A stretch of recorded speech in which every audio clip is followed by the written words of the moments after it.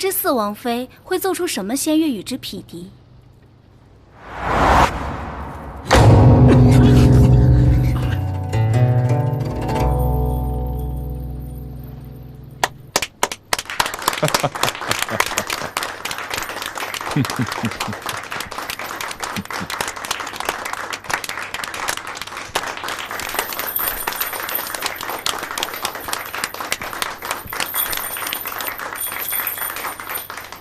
下一位，天阙四王妃。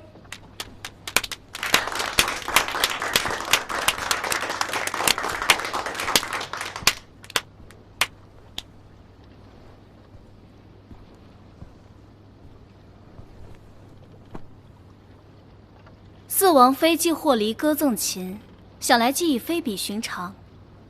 方才西陵飞燕公主已发挥至极致，不知四王妃会奏出什么仙乐与之匹敌，本宫倒是非常期待呢。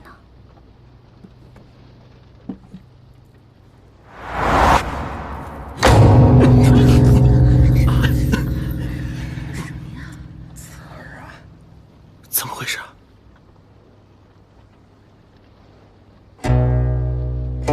我就知道韩子晴有雕虫小技，方才那声大响真是震耳欲聋，非同一般呢。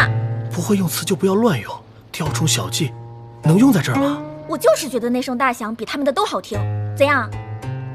这个时候你还是不要多嘴的好。我说话关你什么事儿？你就等着给韩子晴穿鞋吧。那叫提鞋好吗？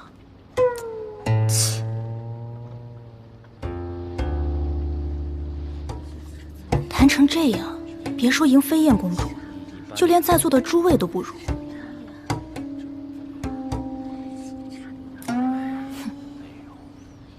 可不如前几位啊。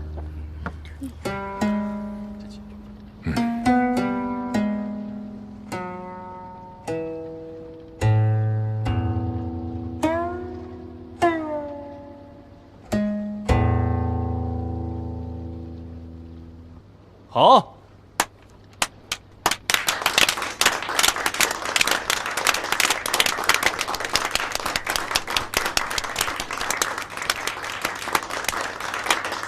献丑了。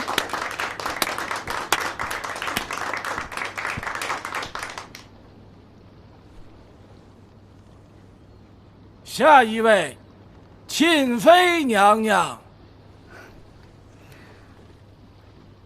本宫早就说过，今日只是来凑个热闹，并没有准备，所以刚刚等到了最后。